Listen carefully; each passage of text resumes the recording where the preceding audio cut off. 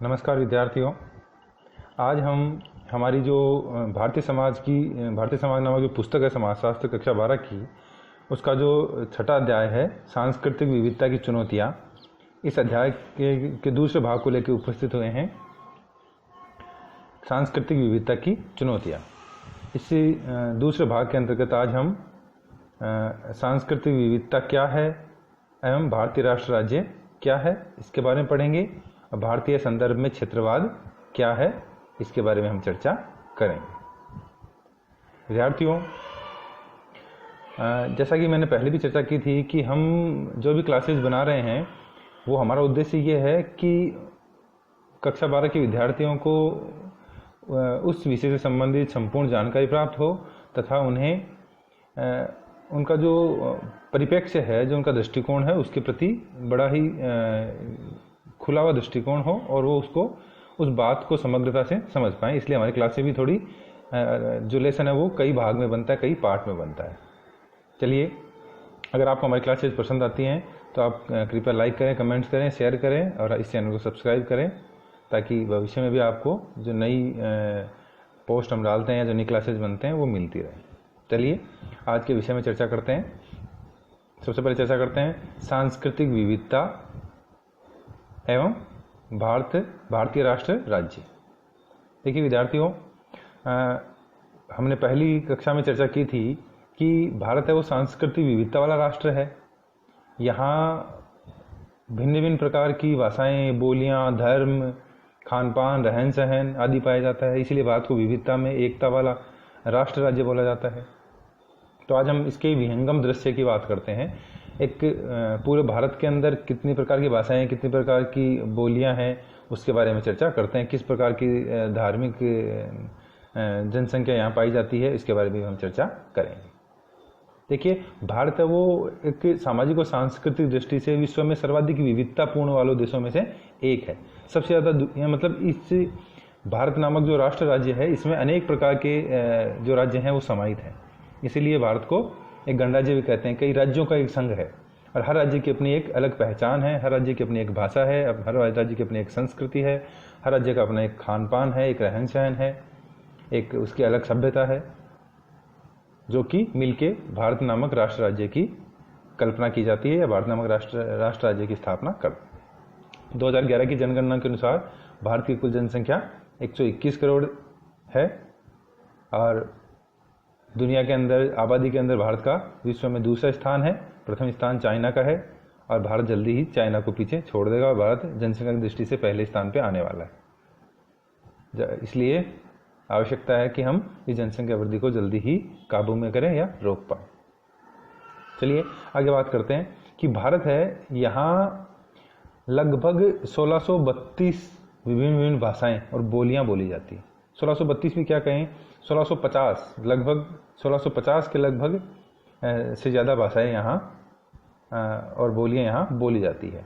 और भारत के संविधान के अंतर्गत जो 8वीं अनुसूची है, देखिए ध्यान रखने वाली बात है कि संविधान की जो 8वीं अनुसूची है, भारतीय संविधान की 8वीं अनुसूची है, उसमें 22 भाषाओं को, संविधान की 8वीं अनुसूची में 22 भाषाओं को क्या दी गई है, मान्यता दी गई है। ये ध्यान रखने वाली बात है कि भारतीय संविधान के अंतर्गत 22 भाषाओं को आधिकारिक रूप से मान्यता प्रदान की गई है, जो कि 8वीं अनुसूची में दर्ज है। ये प्रमुख भाषाएं कौन कौन सी हैं, देखिए चर्चा कर लेते हैं। हिंदी, जो कि भारत में सबसे ज़्यादा बोले जाने वाली भाषा है। फिर बंगाली, असमिया, बोडो, डोगरी, गुजराती, तमिल, तेलुगु, उर्दू, सिंधी, संथाली, संस्कृत, पंजाबी, ओरिया, नेपाली, मराठी, मणिपुर, मलयालम, मैथिली, कश्मीरी, कन्नड़ और कोंकणी। ये जो भाषाएं हैं भारतीय संविधान की जो 8वीं अनुसूची है, उसमें इन 22 भाषाओं को मान्यता प्रदान कर रखी है। देखिए 2011 के आंकड़ों के अनुसार 10,000 से ज़्यादा जो लोग हैं एक भाषा को बोलते हैं। ऐसी 121 भाषाएं भारत में बोली और समझी जाती हैं। मतलब पूरे भारत में 121 ऐसी भाषाएं हैं जिन्हें 10,000 से ज़्यादा लोग बोलते या समझते हैं। और जो भारत की जो 22 भाषाएं हैं जिनको 8वीं अनुसूची में स्थान दिया गया है, वो लगभग 90% जनसंख्या के द्वारा, हमारी जो 121 करोड़ की जनसंख्या है उसमें 90% जनसंख्या के द्वारा ये भाषा बोली जाती है। इन 22 भाषाओं में ही बोला जाता है और समझा जाता है।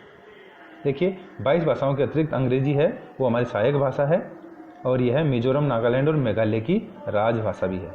अंग्रेजी है वो मिजोरम, नागालैंड और मेघालय की राजभाषा है। और कुल मिलाकर भारत में 58 भाषाओं में 58 भाषाएं वो विद्यालयों में पढ़ाई जाती। इन 58 भाषाओं में भारत में अध्ययन करवाया जाता है। चलिए आगे चर्चा करते हैं। भारत की जनगणना के द्वारा चिन्हित भाषाओं की कुल संख्या 1650 से ऊपर, जो मैंने बात कही थी कि 1632 है, जो यहाँ ऊपर हमने देखा भी था कि 1632 विभिन्न भाषाएं हैं, लेकिन 2011 की जनसंख्या की जब जनगणना हुई थी उसमें लगभग 1650 से ऊपर ये पाई गई हैं जो चिन्हित भाषाएं।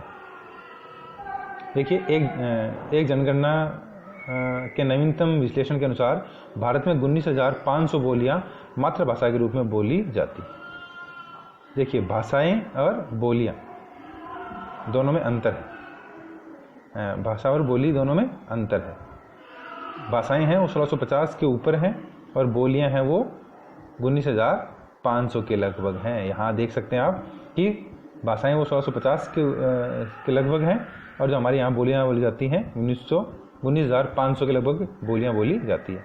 इसलिए हमारे यहाँ भारत को कहा जाता है कि हर 50 किलोमीटर में हमारे यहाँ बोली बदल जाती है, हर 50 किलोमीटर के ऊपर हमारे यहाँ नई बोली बोली जाती है। चलिए, जब हम बोलियों की चर्चा कर रहे हैं या भाषा की चर्चा कर रहे हैं तो हम चर्चा कर लेते हैं। ये देखिए, भारत में जो प्रमुख भाषाएं हैं किन किन क्षेत्रों में बोली जाती हैं उसके बारे में चर्चा करते हैं। देखिए, कश्मीरी है, वो हमारे यहाँ ऊपर जो कश्मीर है, जम्मू है, कश्मीर है, लद्दाख है, या जो हमारा ये इलाका है करगिल वाला, इन जगहों में कश्मीरी बोली जाती है। फिर पंजाबी है, पंजाब वाला क्षेत्र है ये, यहाँ पंजाबी बोली जाती है। और बाकी का जो ये देखिए आप हिस्सा, भारत का जो पूरा का पूरा, जिसको उत्तर भारत और मध्य भारत बोला जाता है, ये वाला इलाका, इसमें क्या क्या आ गया? राजस्थान आ गया, दिल्ली आ गया, हरियाणा आ गया, मध्य प्रदेश आ गया, कुछ गुजरात से लगते हुए जो राजस्थान के इलाके हैं वो आ गए, ये आ गया, उत्तर प्रदेश आ गया, यहाँ उत्तराखंड आ गया, यहाँ बिहार आ गया, यहाँ झारखंड आ गया, कुछ ये देखिए, ये क्या बोलते हैं, छत्तीसगढ़ आ गया। ये सारा इलाका हिंदी भाषी इलाका है। गुजराती बोलने वाला गुजरात आ गया। फिर मराठी, महाराष्ट्र में मराठी बोली जाती है। फिर कोंकणी, गोवा के अंदर कोंकणी बोली जाती है। आप गोवा देख पा रहे हैं अपनी स्क्रीन के ऊपर, ये यहाँ कोंकणी, ये गोवा में। फिर आप देख पा रहे हैं कन्नड़ आ गई, तमिलनाडु में तमिल आ गई, मलयालम, फिर तेलुगु। देखिए, तमिल और तेलुगु में फ़र्क है, बच्चे थोड़ा ध्यान दें कि तेलुगु इन क्षेत्रों में बोली जाती है और आंध्र प्रदेश वाला जो इलाका है और ये जो नीचे तमिलनाडु वाला इलाका है, इसमें तमिल बोली जाती है। और आंध्र प्रदेश और तेलंगाना है, उसमें तेलुगु बोली जाती है। उड़िया, बंगाल में बंगाली, और ये कुछ नेपाली बोली जाती है, हमारे बिहार वाले जो सटे हुए इलाके नेपाल से। फिर ये पूर्वोत्तर भारत आ गया, इसमें निशी, मणिपुरी, मिजो, आओ, खासी, ये जो इलाके हैं इनमें अलग अलग मातृभाषाएं बोली जाती हैं। तो आप देख रहे हैं भारत में सर्वाधिक बोले जाने वाली भाषा कौन सी है? वो है, सर्वाधिक बोली जाने वाली भाषा है हिंदी।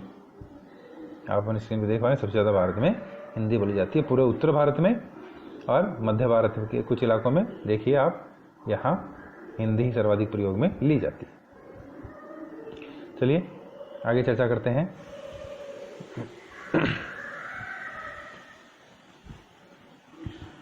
अब बात करते हैं भारत में धार्मिक विशेषताओं की। ये भारत की धार्मिक विविधता है, उसकी चर्चा करते हैं। देखिए, भारत विश्व में तीसरा सबसे बड़ा मुस्लिम देश है। पूरी दुनिया में सबसे ज़्यादा जो मुस्लिम है वो इंडोनेशिया में और उसके बाद में पाकिस्तान में, और तीसरा नंबर किसका आता है? भारत का आता है, जिसमें सबसे ज़्यादा मुसलमान निवास करते हैं। भारत की जो धार्मिक जनगणना है उसके बारे में हमने जो भारत की जनसंख्या की संरचना है द्वितीय अध्याय है उसमें भी पढ़ा था, लेकिन हम यहाँ भी चर्चा कर लेते हैं कि हमारी कुल जो 2011 की जनगणना है उसमें कुल जनसंख्या 121.029 करोड़ है। और आप देख पा रहे हैं स्क्रीन के ऊपर कि हमारे यहाँ सर्वाधिक हिंदू जनसंख्या है जो कि 96.63 करोड़ है, जो कि लगभग 80% जनसंख्या का प्रतिनिधित्व कर रही है भारत की।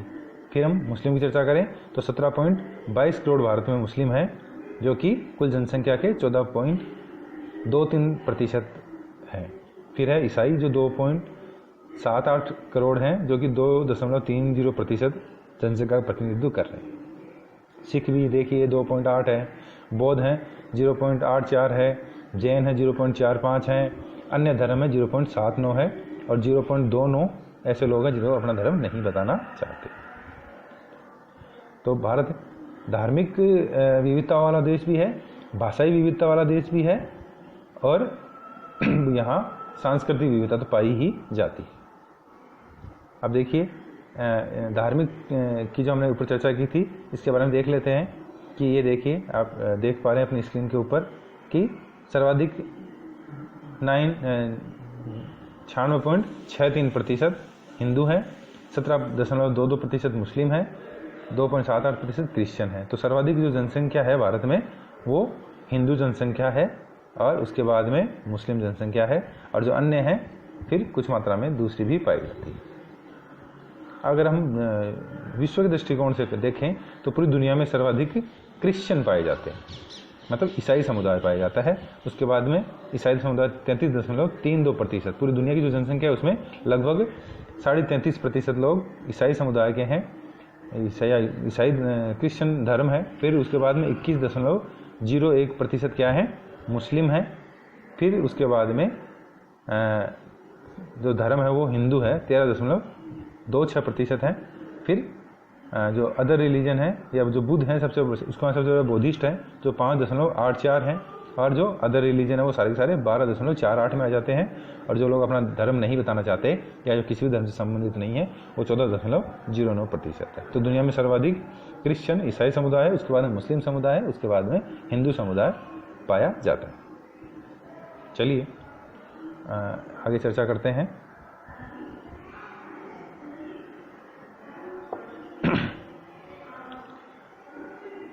हम धार्मिक विविधता की बात कर ली। देखिए सामुदायिक पहचानों के साथ साथ राष्ट्र राज्यों के संबंध की दृष्टि से भारत की स्थिति न तो आत्मसातीकरण वाली है न ही एकीकरण वाली है। इसकी चर्चा हमने पहले भाग में की थी कि हमारे यहाँ राज्य के द्वारा ना तो एकीकरण करने पे ध्यान दिया जाता है, ना ही आत्मसात की नीति अपनाई जाती है।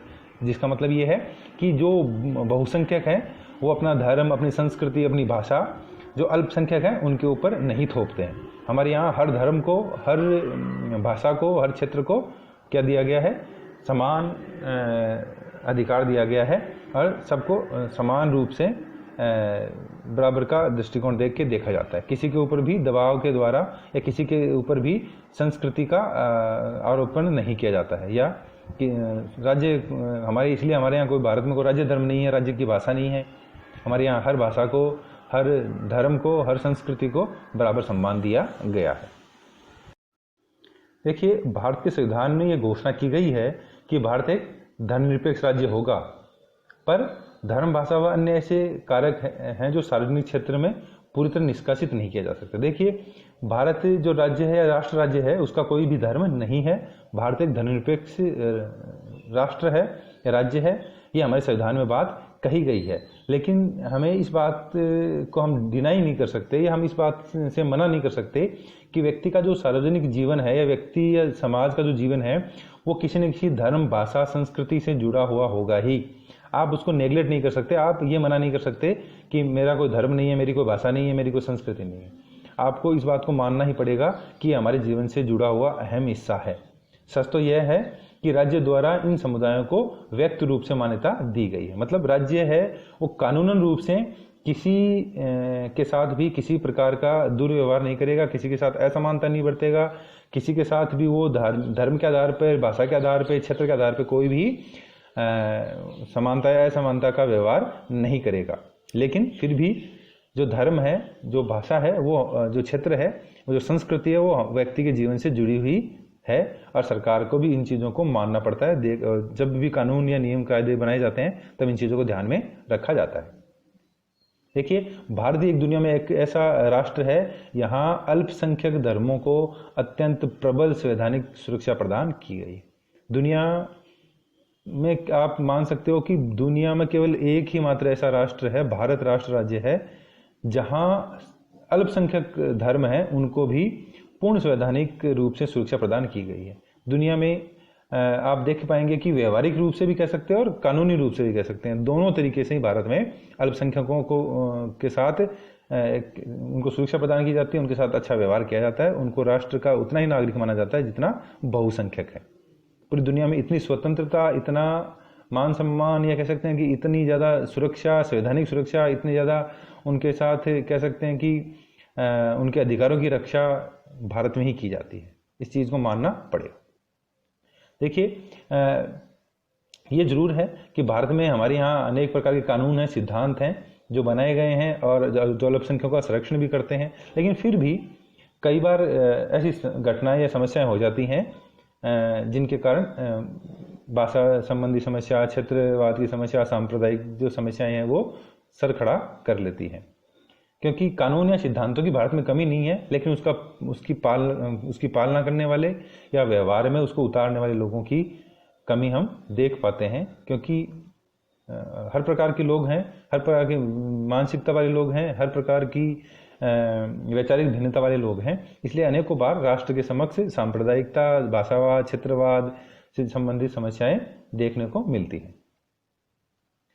भारत है वो देखिए राष्ट्र राज्य का एक अच्छा उदाहरण है, लेकिन यहाँ भी अनेक प्रकार की जो समस्याएं हैं वो देखने को मिलती हैं, जो हम पहले ही अध्याय में भी चर्चा कर चुके हैं कि भारत है वो विविधताओं में एकता वाला राष्ट्र है। फिर भी भारत में अनेक प्रकार की क्षेत्रवाद, भाषा, संस्कृति, धार्मिक संबंधी जो विभिन्नताएं हैं वो उग्र रूप ले लेती हैं और वो समस्याओं का रूप धारण कर लेती है। देखिए, राष्ट्र राज्य क्या है?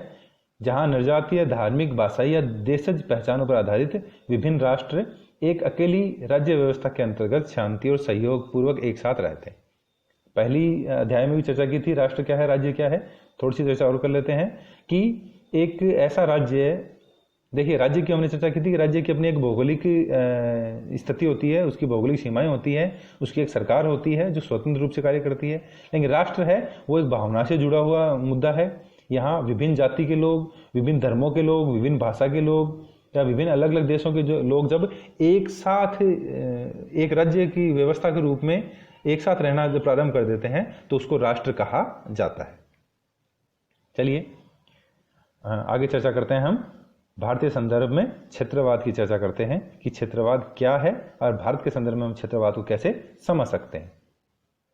देखिए,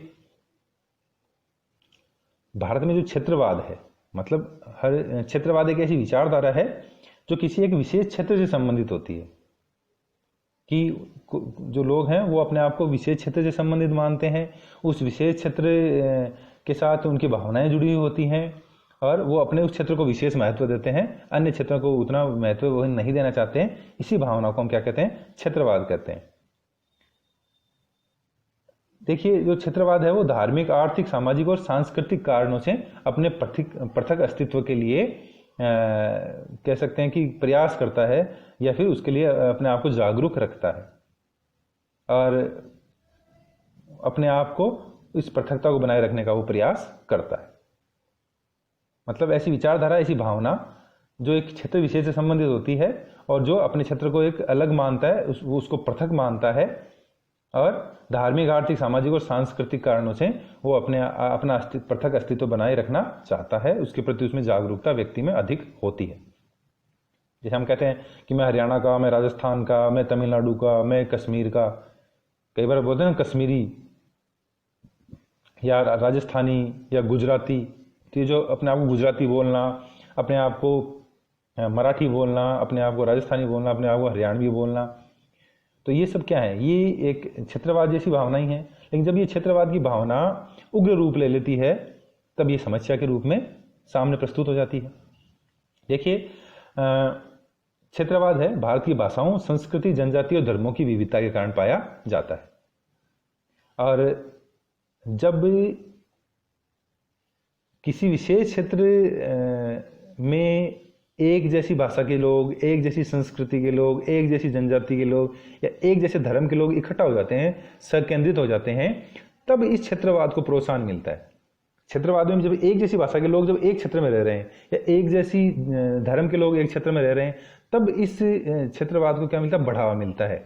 और कई बार क्या होता है कि जिस क्षेत्र विशेष का जब उसके अधिकारों की अवहेलना हो जाती है या किसी क्षेत्र विशेष के साथ जब असमानता का व्यवहार किया जाता है, जिसको हम क्षेत्रीय वंचन कहते हैं, उसकी वजह से उस क्षेत्रवाद को और अग्नि मिल जाती है, वो उस क्षेत्रवाद के अंदर घी का काम करती है। किसी क्षेत्र के साथ असमानता का व्यवहार किया गया या कुछ उसका आर्थिक, सामाजिक और राजनीतिक क्या बोलते हैं, एक तरीके से इतना ज़्यादा विकास नहीं हो पाया किसी कारणवश, तो ये सब चीज़ें हैं वो क्षेत्रवाद में और ज़्यादा घी का काम करती हैं।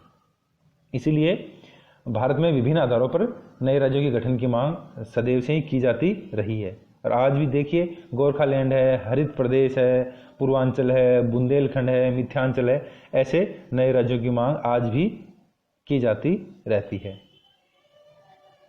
बहुत बार ऐसा देखा गया है। देखिए, क्षेत्रवाद मुख्यतः 4 तरीकों से व्यक्त किया जा सकता है। किसी क्षेत्र द्वारा भारतीय संघ से विच्छेद करने की मांग के द्वारा कि हमें इस क्षेत्र में नहीं रहना, हमें जिस खालिस्तान की मांग की गई थी पंजाब के साथ कि हमें नया देश चाहिए, तो वो भी एक तरीके से क्षेत्रवाद की भावना है। एक निश्चित क्षेत्र को पृथक राज्य की मांग करना, जो ऊपर हम बात करते हैं कि गोरखालैंड की मांग की जा रही है, पूर्वांचल की मांग की जाती है, या नए, जैसे अभी थोड़े दिन पहले नया राज्य बना है हमारा तेलंगाना, तो वो राज्य बने, वो भी क्षेत्रवादी है। किसी क्षेत्र को पूर्ण राज्य का दर्जा देने की मांग, जैसे दिल्ली के द्वारा पूर्ण राज्य की दर्जा देने की मांग की जा रही थी, वो भी अपने आप एक क्षेत्रवाद की मांग ही है। या अंतर्राज्यीय मसलों में अपने पक्ष में समाधान पाने की मांग द्वारा, जैसे कई बार हम देखते हैं कि तमिलनाडु और कर्नाटक आपस में लड़ते हैं, हरियाणा और पंजाब के बीच में भी पानी का विवाद चलता रहता है, तो इससे क्या है, क्षेत्रवाद जैसी समस्याएं ज़्यादा उत्पन्न होती है। भारत में क्षेत्रवाद है वो किस आधार पे है? देखिए, भाषा के पहचान के आधार पे है, असंतुलित विकास के आधार पे है, ऐतिहासिक दावे किए जाते हैं कि हमारा राज्य इतिहास में ये स्थान रखता है इसलिए हमें अलग रखा माना जाए, हमारा असंतुलित विकास हुआ है, हमारा विकास छत्तीसगढ़ है, झारखंड है, ऐसे इलाकों ने कहा था कि हमारा विकास नहीं हो पा रहा इसलिए हमें अलग राज्य दिया जाए। या जैसे तेलंगाना है या जो आंध्र प्रदेश था, वो भाषा के आधार पर नया राष्ट्र बना। न जातीय पहचान, एक जैसे लोग जैसे कश्मीरी हैं वो अपने आप को अलग समझना चाहते हैं। या धार्मिक पहचान के आधार पर कि कुछ एक धर्म के लोग अपना नया क्षेत्र चाहते हों। या फिर जो स्थानीय नेता हैं या क्षेत्रीय नेता हैं वो भी अपने स्वार्थ की वजह से कई बार इस क्षेत्रवाद को है वो प्रोत्साहन देते हैं। चलिए आगे चर्चा करते हैं। देखिए, स्वतंत्रता प्राप्ति के बाद प्रारंभ में भारत ने ब्रिटिश जो भारतीय व्यवस्था थी उसी को अपनाया था। जो अंग्रेज छोड़ के गए थे, हमने उसी राजनीतिक व्यवस्था को अपनाया था, जिसके अंतर्गत भारत में बड़े बड़े प्रांत थे जिन्हें प्रेसिडेंसी भी कहा जाता था।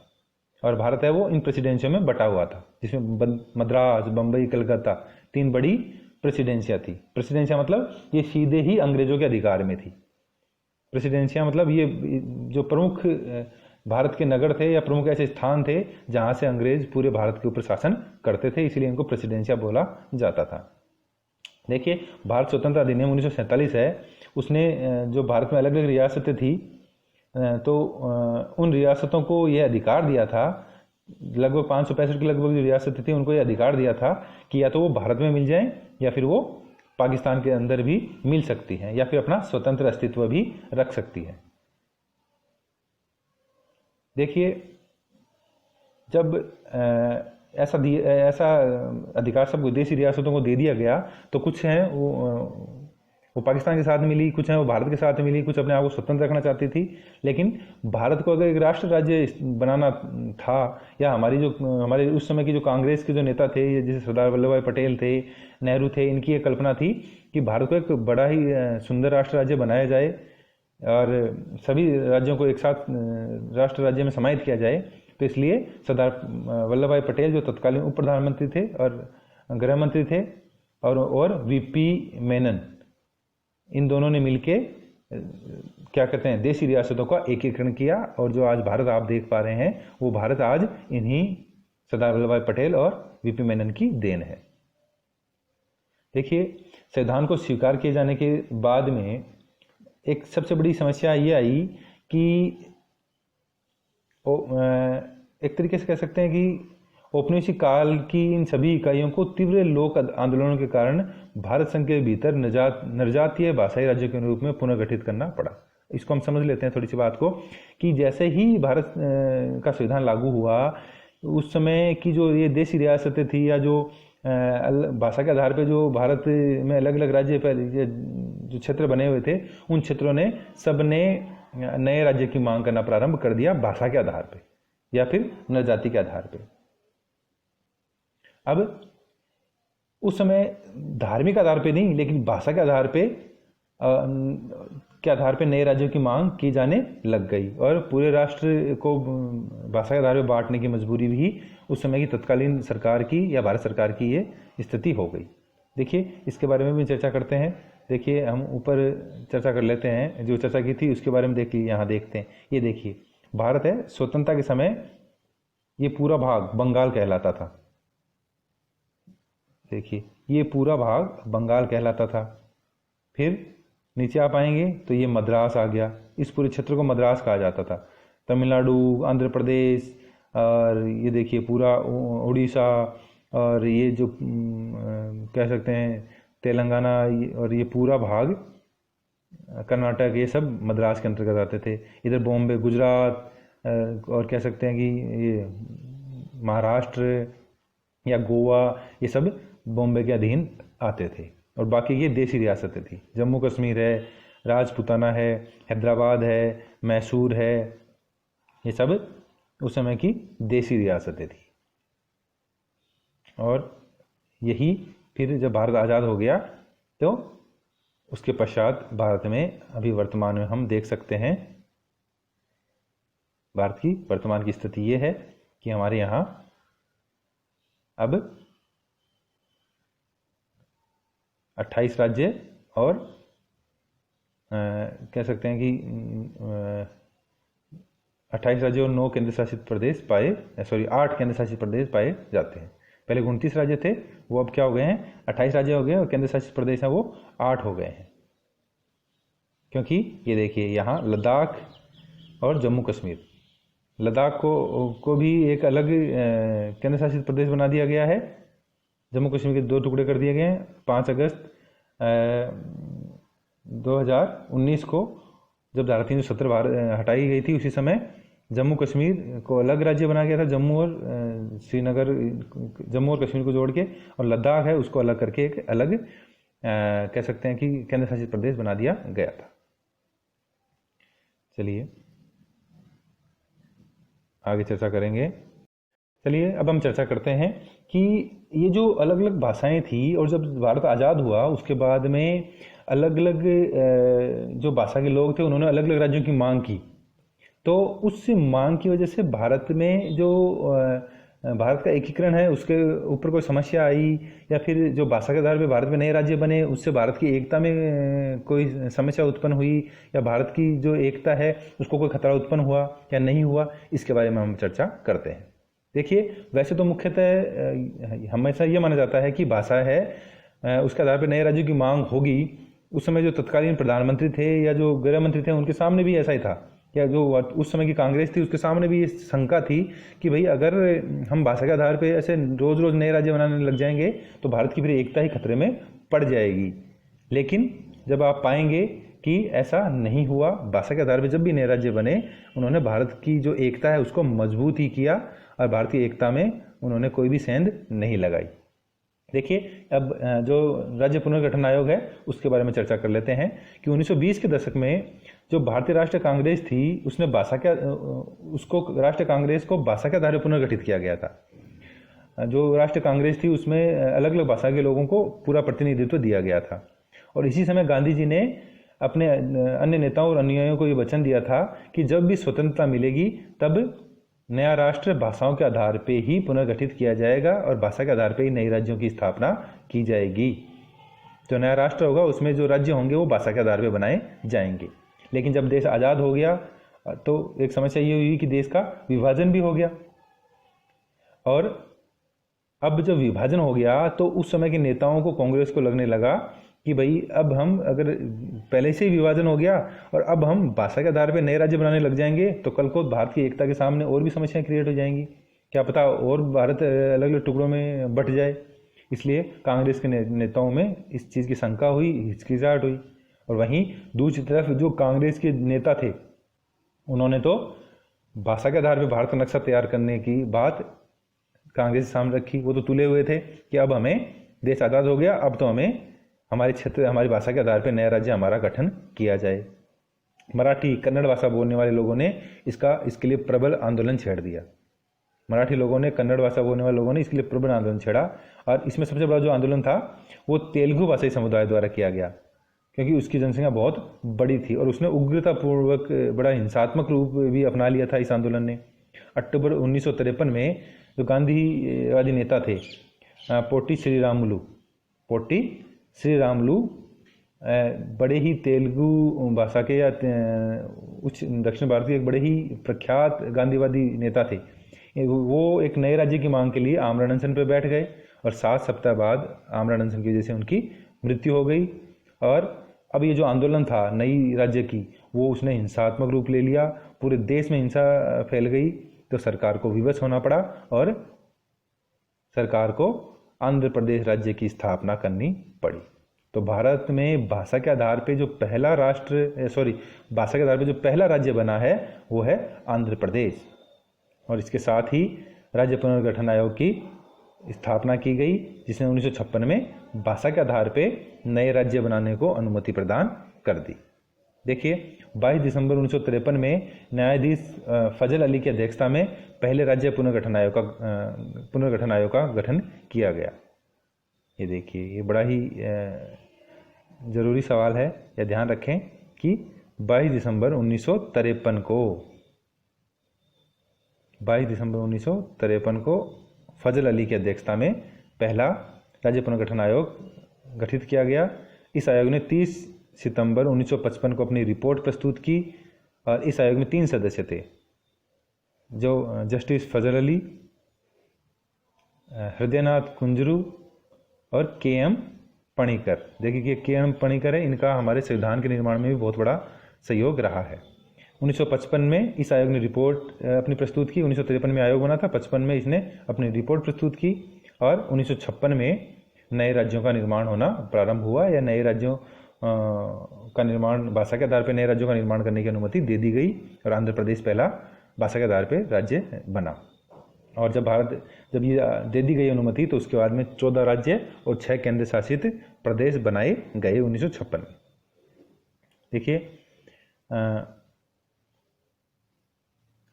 अब जो हम ऊपर चर्चा कर रहे थे कि 1950 के दशक में जब भारत आज़ाद भी हो गया, संविधान भी लागू हो गया और भारत का बंटवारा हो चुका था, तो उस समय जो तत्कालीन प्रधानमंत्री नेहरू थे और जो सरदार पटेल थे, उनके सामने यही समस्या आ गई कि कहीं भाषा के आधार पर जो राज्य बना दिए जा रहे हैं उनकी वजह से राष्ट्र की एकता या देश की एकता को कोई खतरा उत्पन्न नहीं हो जाए। तो इस शंका की वजह से ही नए राज्यों का गठन नहीं किया जा रहा था। लेकिन जब हमने देखा कि जैसे ही भाषा के आधार पर नए राज्य बने, उसके बाद में इसका उल्टा ही हुआ। इन भाषा के आधार पर जो राज्य बने उन्होंने देश की एकता को खतरे में नहीं डाला, बल्कि देश की एकता को बढ़ावा और मिला, और उन्होंने भारतीय एकता को मजबूत किया। कन्नड़ और भारतीय, बंगाली और भारतीय, तमिल और भारतीय, गुजराती और भारतीय, ये सब दोनों साथ साथ होना पूर्ण रूप से इससे संगत साबित हुआ। मतलब लोगों को अपने भारतीय होने पे भी गर्व होने लगा और गुजराती होने पे भी गर्व होने लगा। अपने आप को तमिल कहने में और भारतीय कहने में उनको बड़ी ही सुखद अनुभूति होने लग गई, और उनको मतलब एक राष्ट्र के रूप में स्थापित होना भी पसंद आया, और साथ साथ अपनी एक जो अलग भाषा के आधार पर पहचान थी वो भी लोगों को पसंद आने लगी। तो कह सकते हैं कि जो भाषा के आधार पर जो नए राष्ट्र बने थे उनसे भारत की एकता को खतरा नहीं हुआ, बल्कि भारत की एकता वो मजबूत ही हुई। देखिए, जबकि हमने भाषा के आधार पर नए राज्य बनाए और देश की एकता के कोई भी खतरा उत्पन्न नहीं हुआ। लेकिन ऐसे उदाहरण भी हैं जिन लोगों ने जनता की जो कह सकते हैं मांग थी उसको ठुकरा दिया, या जो बहुसंख्यक थे उन्होंने अल्पसंख्यकों के अधिकारों का शोषण किया। इसका उदाहरण, सबसे बड़ा उदाहरण हमारे पड़ोसी राज्य से देख सकते हैं। पड़ोसी राज्य या देश जिसको हम बोल सकते हैं कि पाकिस्तान और श्रीलंका। श्रीलंका में जो सीएली समुदाय था उसने क्या किया, तमिलों के ऊपर और जो बौद्ध हैं उनके ऊपर क्या किया, वहाँ की जो तमिल हैं या जो सीएली के अलावा जो बौद्ध हैं उनके ऊपर उन्होंने क्या किया, अत्याचार किया। सीएली को राज्य भाषा का दर्जा दे दिया और वहाँ उनकी राज की सेवाओं में भी सीएली को प्रमुख मान्यता दी जाने लग गई। सीएली भाषा को राज्य भाषा घोषित कर दिया। इसका परिणाम हुआ कि श्रीलंका वो गृह युद्ध में का एक प्रमुख केंद्र बन गया, या श्रीलंका है वो गृह युद्ध में धकेल दिया गया। पाकिस्तान के साथ भी देख सकते हैं कि पूर्वी पाकिस्तान और पश्चिमी पाकिस्तान। पूर्वी पाकिस्तान थे, उनकी जो भाषा थी वो बांग्ला थी, उनका रहन सहन अलग प्रकार का था। और जो पश्चिमी पाकिस्तान है उनकी भाषा उर्दू थी और उनका रहन सहन भी कुछ अलग प्रकार का था। और लेकिन दबदबा किसका था, राजनीतिक दबदबा पश्चिमी पाकिस्तान का था। और पूर्वी पाकिस्तान की उन्होंने अवहेलना की, तो उसका परिणाम ये हुआ कि 1971 में एक नए देश की स्थापना हुई जिसको हम बांग्लादेश कहते हैं। अगर भारत भी ऐसा ही करता पाकिस्तान और श्रीलंका की तरह, तो भारत में भी क्या होता, एक भाषा 14 या 15 राष्ट्र। भारत में भी यही स्थितियाँ होती कि हम एक हिंदी को राजभाषा घोषित कर देते, या किसी बंगाली को या किसी एक ही चीज अंग्रेजी को किसी को एक राष्ट्रभाषा घोषित कर देते, तो क्या होता, भाषा तो एक होती लेकिन राष्ट्र हमारे यहाँ 14 या 15 होते। लेकिन हमने ऐसा नहीं किया। हमारे संविधान ने इस चीज़ को समझा, हमारे नेताओं ने इस तत्कालीन परिस्थितियों को समझा और भाषा के आधार पर हमने नए राज्यों का गठन किया। देखिए, केवल भाषा के या क्षेत्र के आधार पे या क्षेत्रीय भावनाओं को आदर देना ही राज्य का काम नहीं है, बल्कि उन क्षेत्रों के अधिकारों की रक्षा करना, उन क्षेत्रों को अधिकार देना। नए राज्य तो बना दिए, लेकिन उन नए राज्यों को अधिकार भी दिए जाएं, उन नए राज्यों का विकास करने का प्रयास भी किया जाए, उन नए राज्यों में नया ढांचा भी क्रिएट किया जाए। राज्यों की और केंद्र की जो शक्तियां हैं उनमें आपस में टकराव नहीं हो, ऐसा संस्थागत ढांचा का निर्माण करना भी जरूरी है। तो भारत ने के संविधान में इन चीज़ों को बखूबी ध्यान रखा गया और एक बड़े संघीय ढांचे के अंतर्गत एक राज्य है वो एक स्वायत्त इकाई के रूप में कैसे चल सकता है, कैसे एक राज्य अपना विकास कर सकता है, इस बात का पूरा ध्यान रखा गया। इसीलिए भारत में संघ और राज्य के बीच में शक्तियों का बंटवारा किया गया और 3 सूचियां बनाई गई, जिसको हम संघ सूची, राज्य सूची और समवर्ती सूची कहते हैं। भारत की संविधान की जो 7वीं अनुसूची है, उस 7वीं अनुसूची में संघ सूची के बारे में, राज्य सूची के बारे में और समवर्ती सूची के बारे में उल्लेख किया गया है। संघ सूची मतलब संघ की शक्तियों के बारे में, राज्य सूची मतलब राज्य की शक्तियों के बारे में, और समवर्ती सूची मतलब राज्य और संघ दोनों की जो शक्तियां हैं, मिली हुई शक्तियां, उनके बारे में अध्ययन किया जाता है, उनके बारे में उल्लेख किया गया है। देखिए, सबसे पहले संघ सूची की बात करते हैं।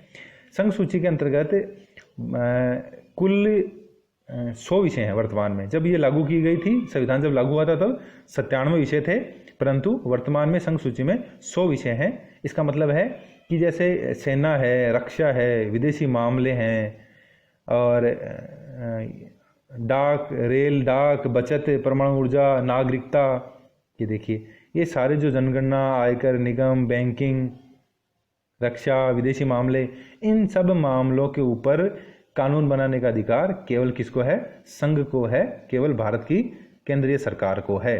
तो ऐसे लगभग 100 विषय हैं जिनके ऊपर भारत की सरकार को पूरा अधिकार है। वही सेना संबंधी, रक्षा के संबंधी, विदेशी मामलों के संबंधी, डाक के संबंधी, रेल के संबंधी, परमाणु ऊर्जा के संबंधी, नागरिकता संबंधी, संचार संबंधी, मुद्रा संबंधी, भारतीय रिजर्व बैंक संबंधी, बैंकिंग संबंधी कानून नियम बना सकती है, जनगणना संबंधी नियम बना सकती है, आयकर संबंधी नियम बना सकती है। राज्य उनमें हस्तक्षेप नहीं कर सकता।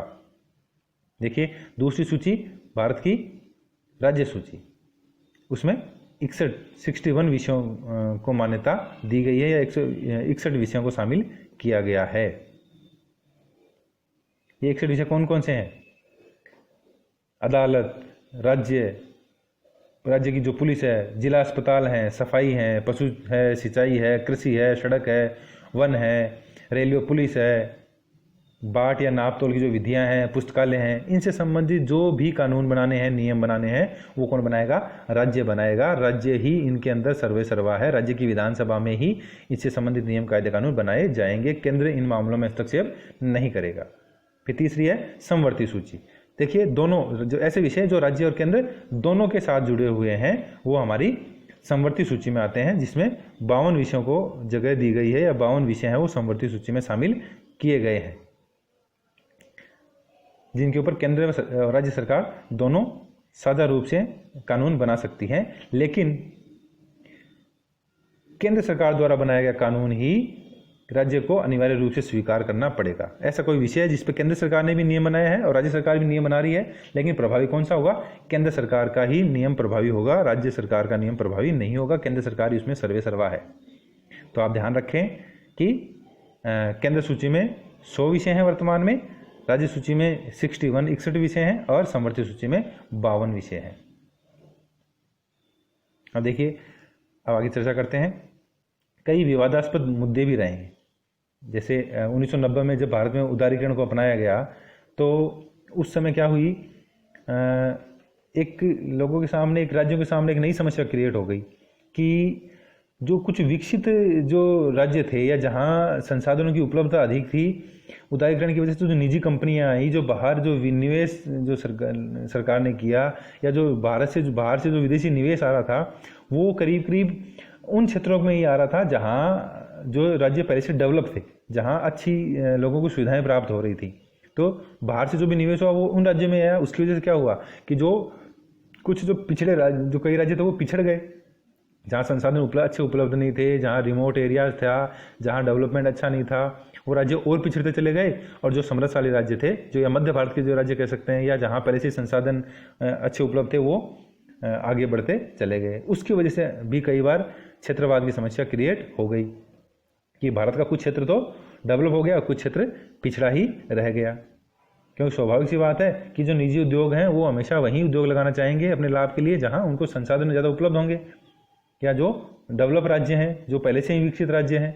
इसलिए ये भी समस्या उत्पन्न हुई। कई बार ये भी विवादास्पद चीज़ें हो गई। वर्तमान में भी ये कई बार ये समस्याएं आती हैं कि कुछ राज्य हैं वो ये मांग करते हैं कि उनका डेवलपमेंट उतना हो नहीं पाया जितना अन्य राज्यों का हुआ। जैसे बिहार है, छत्तीसगढ़ है, झारखंड है, भारत के पूर्वोत्तर राज्य हैं, उनकी आज भी ये मांग रहती है कि अन्य राज्यों की बनिस्बत हमारा विकास कम हुआ है, क्योंकि हमारे यहाँ विदेशी निवेश, या कह सकते हैं कि सरकारों ने निवेश कम किया है, इसलिए हमारा डेवलपमेंट भी कम हुआ है। चलिए अब एक राज्य की गठन की चर्चा कर लेते हैं, जिसमें हरियाणा राज्य है, कि हरियाणा राज्य का गठन किस प्रकार से हुआ है। देखिए, हरियाणा राज्य है वो नया राज्य बना था 1 नवंबर 1966 को। हरियाणा है वो पंजाब से अलग होकर एक नया राज्य बना था 1 नवंबर 1966 को। देखिए, पहले पंजाब है, उसी के अंतर्गत हिमाचल प्रदेश और उसी के अंतर्गत क्या बोलते हैं अपना हरियाणा। देखिए, आप यहाँ देख पा रहे हैं हिमाचल प्रदेश, पंजाब और हरियाणा, ये तीनों एक साथ शामिल थे 1966 से पहले। तो 1 नवंबर को क्या हुआ, हिमाचल प्रदेश अलग राज्य बना दिया गया। 1 नवंबर 1966 को पंजाब अलग राज्य बना दिया गया और हरियाणा है वो अलग राज्य बना दिया गया। देखिए, पंजाब और हरियाणा दोनों की एक ही राजधानी रही चंडीगढ़, और दोनों का एक ही न्यायालय रहा, वो चंडीगढ़ ही रहा। लेकिन 1966 में नए राज्य का गठन कर दिया गया, पंजाब को काट के, जिसमें कुछ भाग हिमाचल प्रदेश में रहा और कुछ भाग हरियाणा में रहा। देखिए, 1965 में भारत सरकार ने लोकसभा के अध्यक्ष थे उस समय सरदार हुकुम सिंह, उनकी अध्यक्षता में पंजाब के विभाजन के लिए एक संसदीय समिति का गठन किया। और इस समिति ने मार्च 1966 में न्यायाधीश श्री शाह की अध्यक्षता में पंजाब सीमा आयोग का गठन किया। और इस आयोग ने 18 सितंबर 1966 में संसद में पंजाब पुनर्गठन एक्ट पारित किया गया। इस आयोग द्वारा ये जो प्रस्ताव दिया गया था, 18 सितंबर 1966 में संसद में पंजाब पुनर्गठन एक्ट लागू कर दिया गया और भारत के 17वें राज्य के रूप में हरियाणा को 1 नवंबर 1966 को मान्यता प्रदान कर दी गई। और 1 नवंबर को ही हरियाणा और हिमाचल नामक 2 नए राज्यों का गठन हुआ। और उस समय का आप देख ही पा रहे हैं, और आज वर्तमान का आप हरियाणा देख पा रहे हैं। देखिए चंडीगढ़ है वो हरियाणा और पंजाब दोनों की संयुक्त राजधानी भी है, और दोनों का जो हाई कोर्ट है वो भी यहाँ चंडीगढ़ में ही स्थित है। चलिए विद्यार्थियों, आज का ये अध्याय है, यह पाठ है, ये यहीं हम समाप्त करते हैं। अगर आपको ये क्लासेस पसंद आई है तो प्लीज़ सब्सक्राइब करें, अपने दोस्तों तक शेयर करें, और इसके PDF नोट्स के लिए आप हमारे डिस्क्रिप्शन बॉक्स में जाके इनको डाउनलोड कर सकते हैं। नए अध्याय के साथ, नए भाग के साथ फिर प्रस्तुत होंगे। तब तक के लिए बहुत बहुत धन्यवाद।